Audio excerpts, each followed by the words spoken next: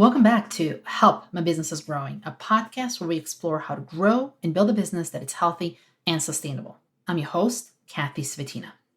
Today, we're going to be talking about how does a lean business model look like? And we're not going to be talking about the generalities of the lean model. We're going to be talking about the specifics. How does that look like through a lens of a small business that is growing? Why is it important to operate in a lean way? And most importantly, how it affects your financial performance. Because if you do it right, it will propel your business. So you're probably asking yourself, how do I do this right? And how does that look like in practice, really? If you've listened to any of the episodes on this podcast before, you know that I like to go into the weeds and into the details, and I do like actionable items. So you will definitely get those on this episode. My guest on this episode is Crista Grasso. She is known as the business optimizer, and Crista has the ability to quickly cut through noise and focus on optimizing the core things that will make the biggest impact to scale a business simply and sustainably. She specializes in helping businesses gain clarity on the most important things that will drive maximum value for their clients and maximum profits for their business. From working with Fortune 50 companies to working with small business owners, Crista has used her Lean Out method and her 90-day Lean Out planner to help her clients achieve accelerated results and increase profitability for more than 2 decades. Crista is also a host of the Lean Out Your Business podcast, which I highly recommend you go and listen to because she talks a lot about the strategic planning. She talks a lot about how you actually implement this lean in the business. So we have a lot of ground to cover here, and let's get to it.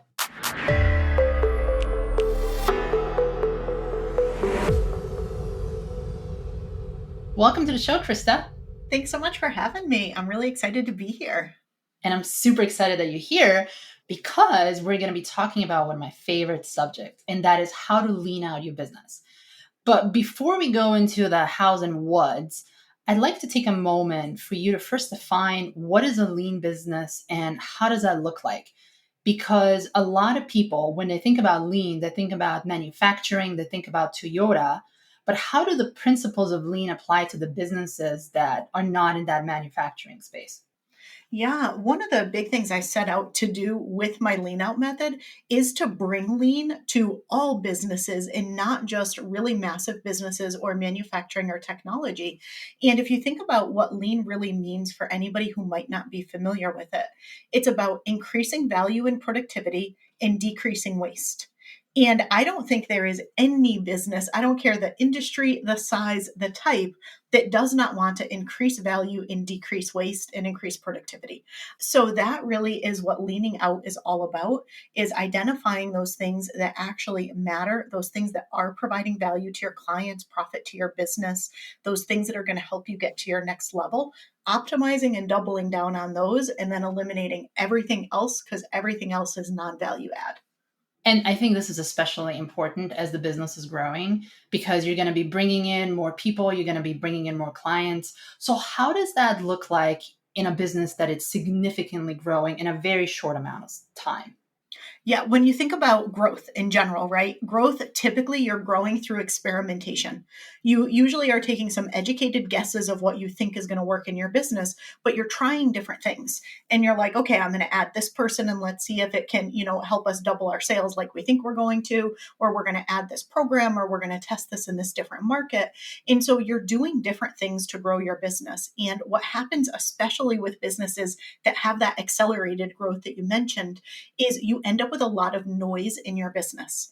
There's a lot of things that need to be leaned out and that need to be removed, especially as you want to eventually really scale your business and focus on increasing your profitability, because you just have too much. Usually people are wearing too many hats. You might have too many offers, which could be both difficult for you and your team to maintain and deliver with high quality. But sometimes it's also really confusing for your customers as to what do you actually do? I thought you did this, but I see you also do this.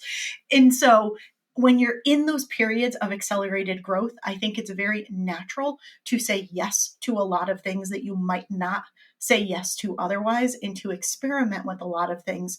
And a critical piece of that has to be leaning out, because you always want to keep things laser focused on what actually matters most and what's in alignment with where you want to take your business next. And you have a saying which I absolutely love, and it goes that, and I'm sorry if I butcher this, it's what you say no to is just as important as what you said yes to. And I think this is such an important business lesson, because there might be clients, there might be products that you want to implement in your business, but they're just not the right fit for your model, for your profitability, for whatever you want to be, where you want to grow to. So can we talk more about why is this important and how do you implement that in your business practically? Because it's so hard to say no to things, right? Oh, completely. Leaning out makes total logical sense. I mean, who does not want more value, less waste? But the act of actually saying no to things and letting things go, or even worse, this is like the hardest thing I think for entrepreneurs, is to say no to something, not to replace it with something else, but to create space for something else. Like, entrepreneurs don't do well with free space. And so saying no in general can be really, really challenging and really difficult to do.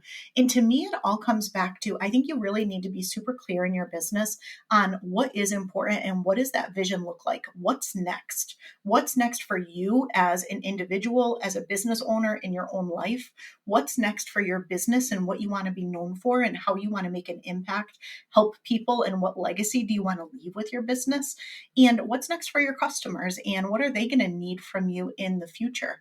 And I think when you have that clarity of your vision, that is how you actually get to the point of being able to say no. Because if you know directionally where you want to go, sometimes it just becomes plain as day that the things that you're investing your time in right now are not the things that are going to get you there. And I think, the challenge there is you recognize you already have programs or team members or customers or things that you're currently invested and committed to that are not in alignment with your next level.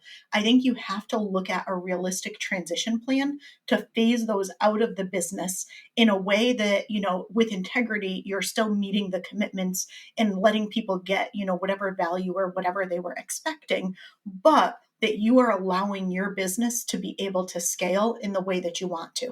And so I think that is honestly, it's like part art and part science. And I think this is where it gets really hard, is especially if you constantly in the business and you do not give yourself that free space to think about it, really strategically where you want to go. And it gets overwhelming because you really want to implement it, but you have no idea how to do this. So, what would you say are the steps that people can take to get them to that level where they're closer to leaning out their business? What would be step one or step two for them? Yeah, absolutely. So the very first thing I do anytime I work with clients, and for all of your listeners, if you want to do some homework, here's a good place to start. Number one is define your vision, right? As I mentioned, and look at the three facets of vision. I think there are three facets, and I usually do not see people include all three. So you want to be thinking about your business in the future. You want to be thinking about yourself in the future, and you want to be thinking about your clients and your customer in the future. And I think that's really important. And so that becomes step one. And I think that helps you answer the question in your business: am I working on the right things?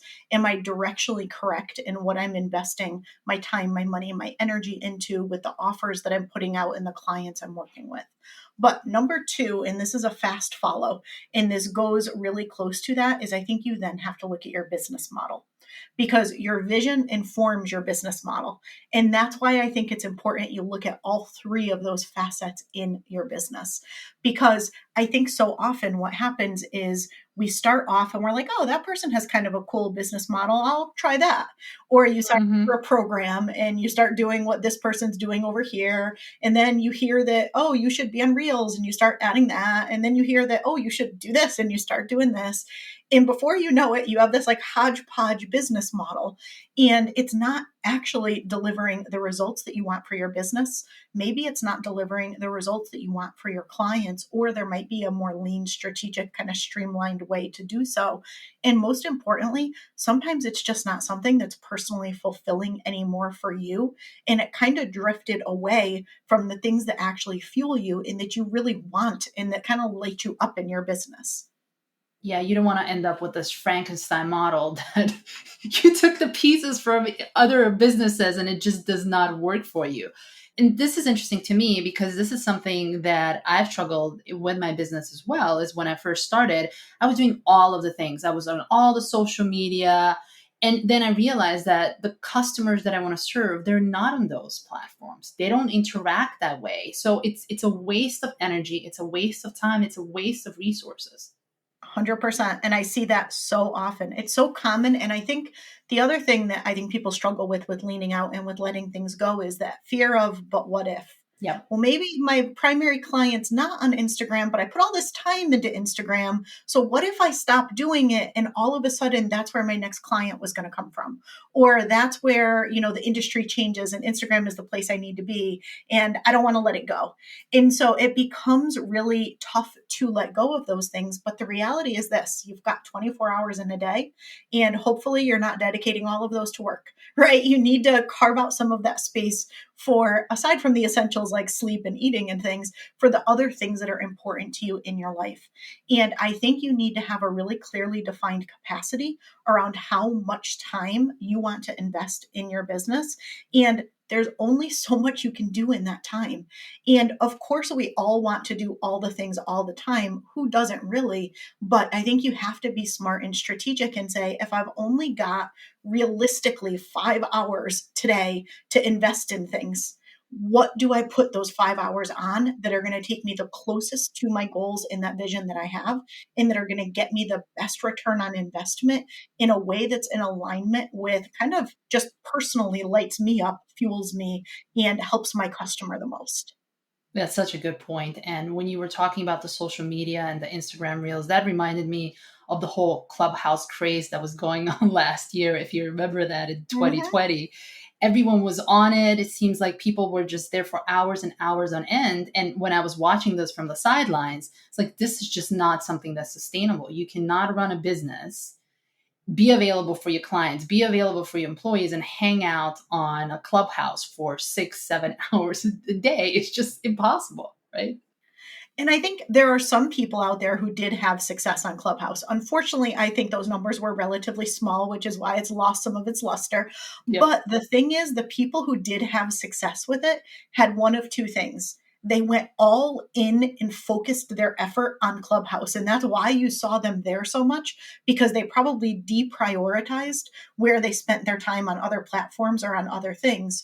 Or they had a team or they hired people to help them, to give them extra capacity. But there's a whole lot of people that invested a lot of time that didn't go anywhere. And it was probably because they were trying to do Clubhouse in addition to the 45 other things that they were trying to do at the same time. So how do you prioritize? Is there, I know the way how I prioritize and the way how I tell my clients to prioritize, you just always go back to the data.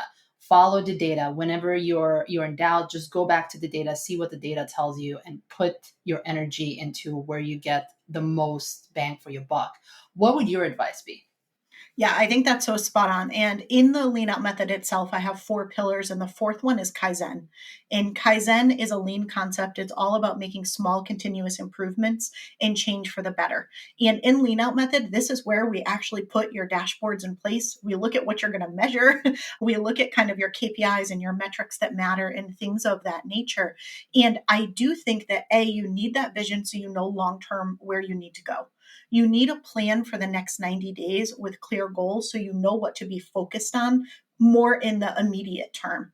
And then a combination of, being very observant and looking at what's working and kind of using your, expertise as a leader and your experience to kind of be able to see things balanced with all of that data. You need your data to be able to make informed decisions.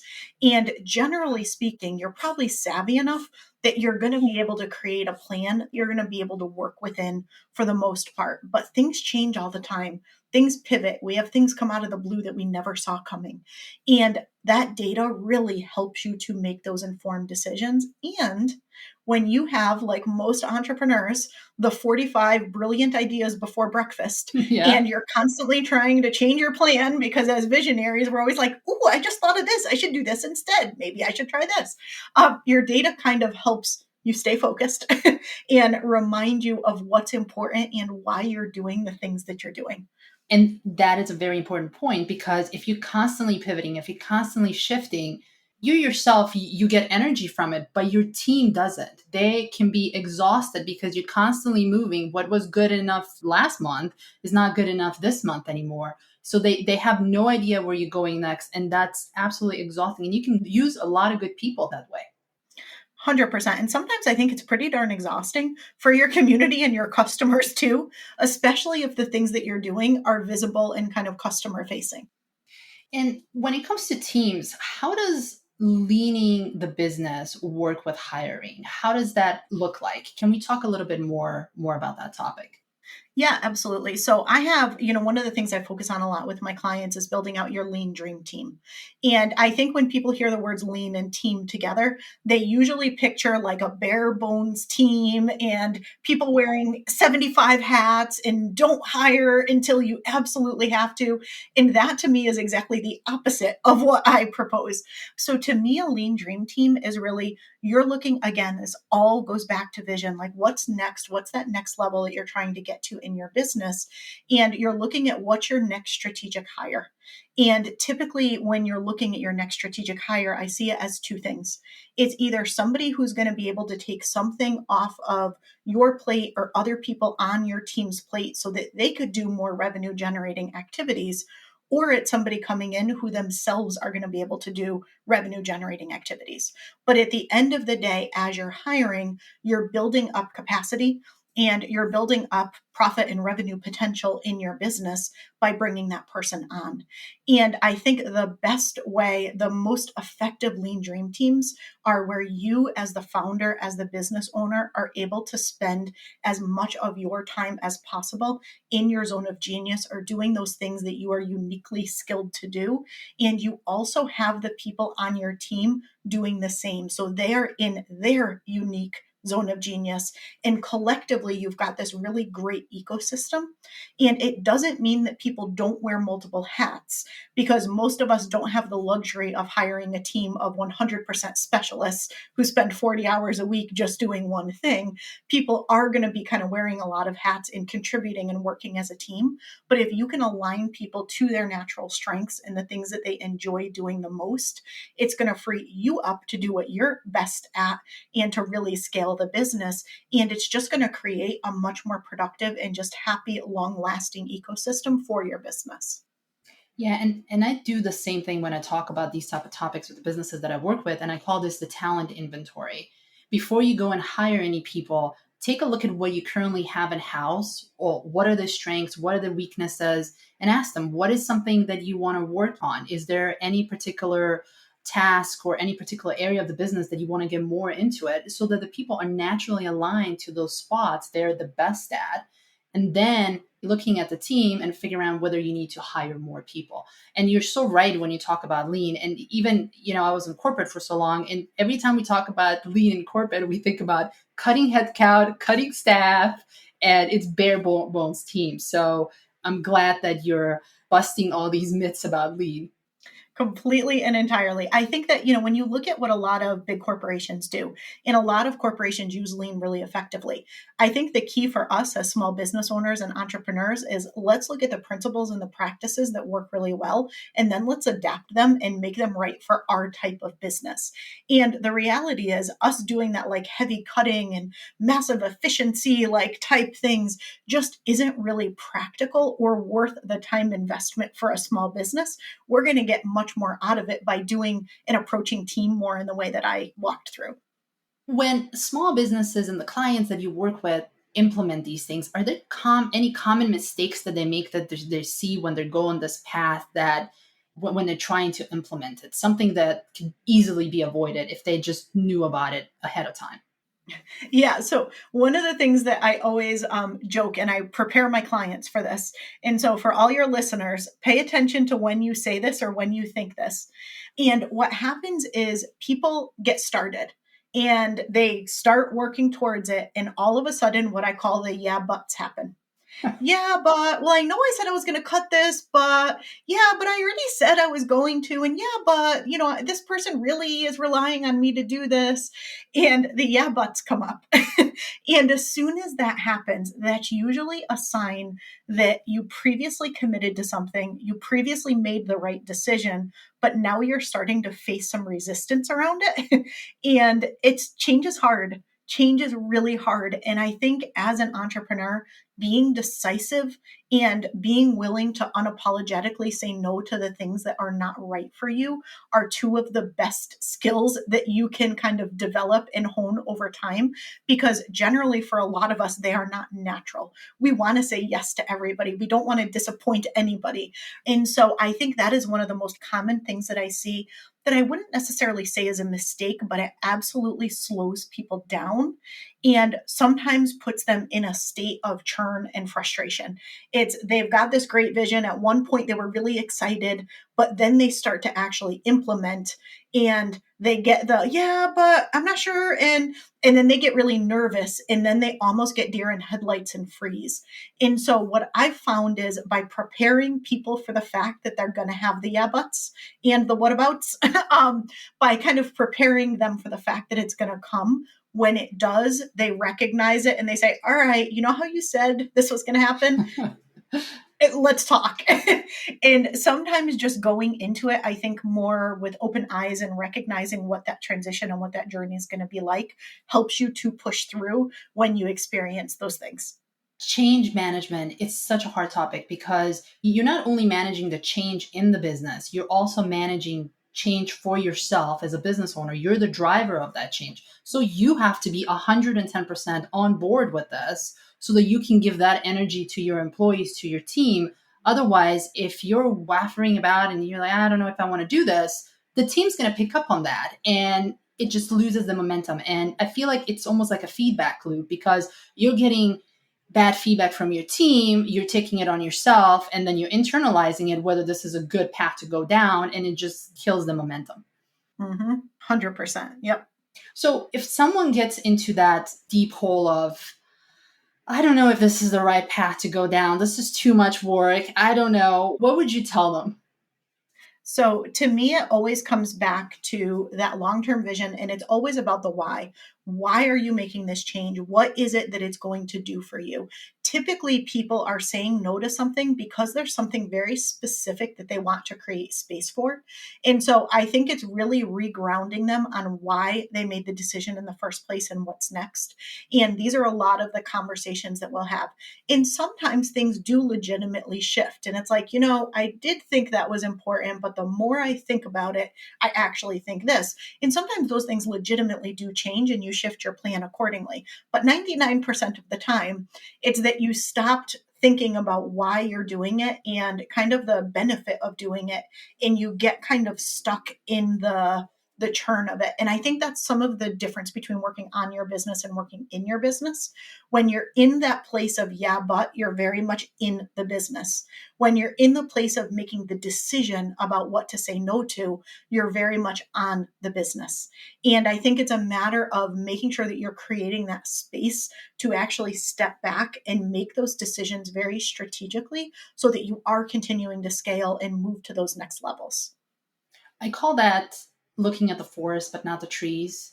So instead of walking among the trees where it can get dark sometimes, obviously because of the shade, you're above the trees and you're flying over it. You can see the terrain, you can see where paths are going. So that visual always helps me in my own business and it helps the clients as well. It's like, where am I in the business right now? Am I walking among this tree or am I actually looking up above to the forest?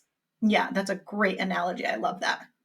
So, as the company grows and you're implementing these lean strategies in your business, How do you stay true to this lean operational way when you're growing, where you are right now? Let's say you're at a $2 million business, but is lean going to be looking a lot different when you hit like $5 million mark or $10 million mark? I think that the core components are pretty similar, right? So I think when any business is scaling, you kind of need a combination of four things. You need to have the right strategies in place. You need to be leveraging some form of planning. I always talk about leveraging lean strategic planning, which is a lean way to do strategic planning without all the overhead and over planning that a lot of strategic planning systems have. It's about the right systems and the right team. And so I think those four things stay consistent in your business as you scale. I think they just look a little bit different as you scale. So your team shifts, right? In the beginning, you start hiring doers and you start hiring people who can take things off your plate. Mm-hmm. Over time, you start hiring thinkers and you start hiring people who can help with the strategy and own the strategy and manage the people. And eventually, you start building out a team that can actually run the entire business, and you can play more in that true visionary leadership role, right? And so I think you always have the team, but I think the look of that team shifts and changes a little bit as you continue to scale to those new levels.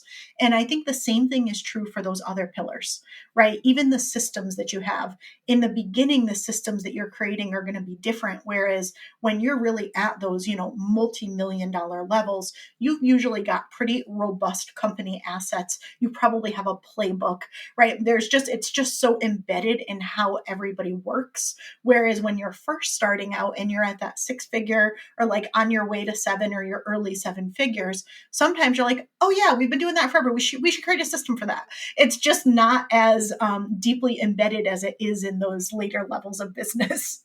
So it's more of a term of continuous improvement. The point is you're never done with it. It just grows with you. And as your business grows, it just shapes and evolves in different ways, correct? 100%. And I think that's critical, right?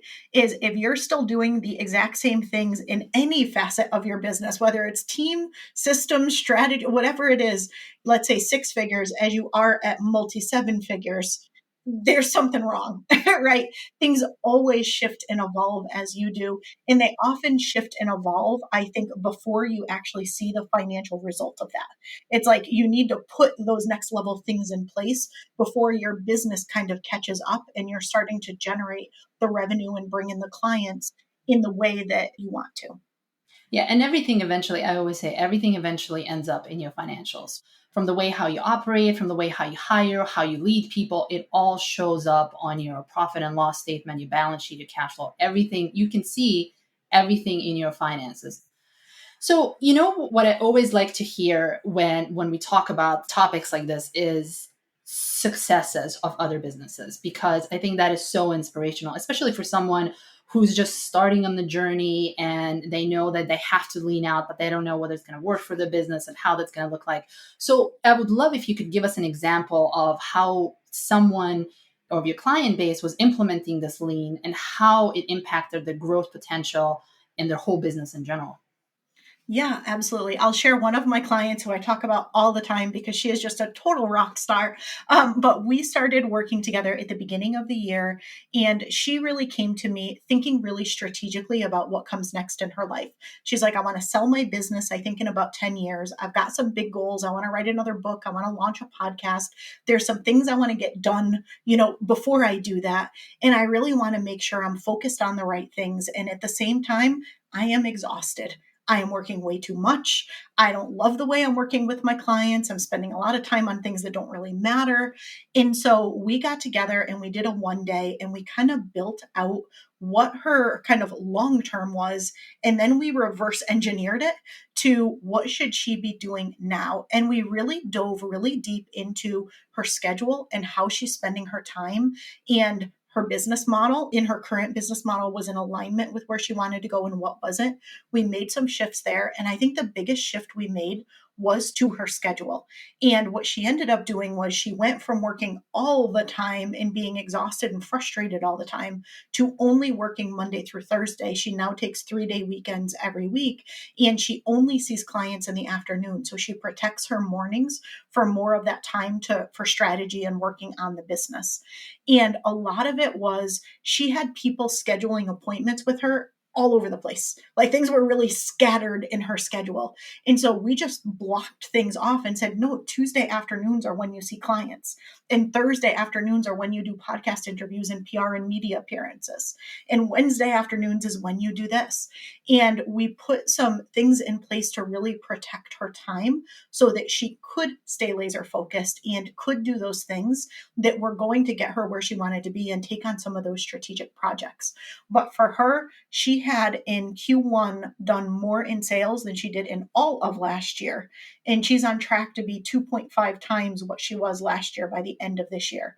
And it was a combination of cutting out the stuff that didn't matter, kind of structuring the stuff that was left so that she was being as efficient and effective as possible, and really making sure that she was investing her time in the things that she needed to do. We delegated a whole lot of stuff to her team and it really made such a big difference. And she's just so much happier with her business right now, aside from the amazing results that she got.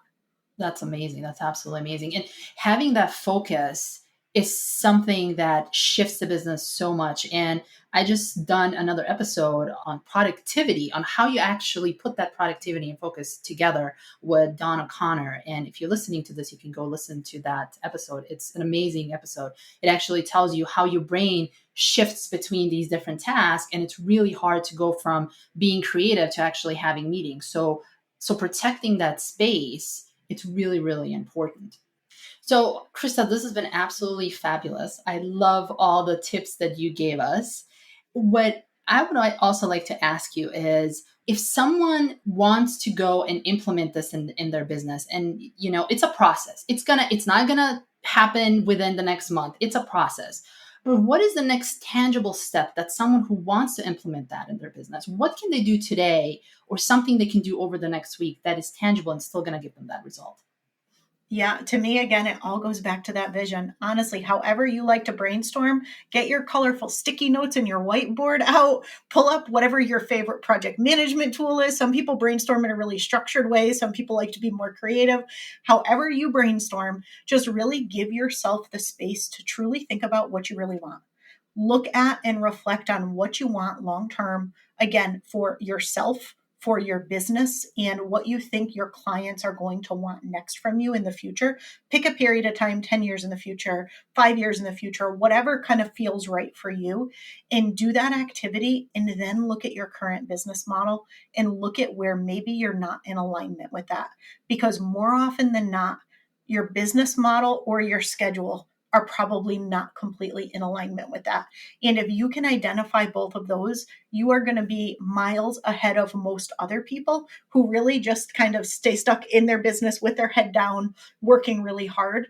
And getting that clarity is going to be what's going to enable you to actually lean out your business. Great, Crista. Where can listeners get in touch with you?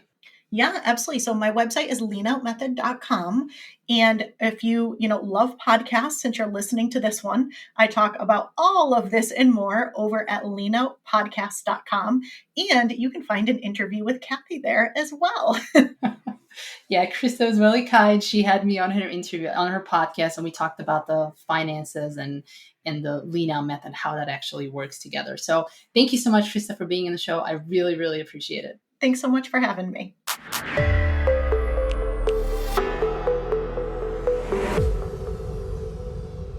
I hope this episode was useful to you and that it gave you a lot of food for thought. Because as I mentioned before and during this episode, looking at your business through a lean lens is something that will make a big impact in your finances, because you're going to be using the resources in the most optimal way.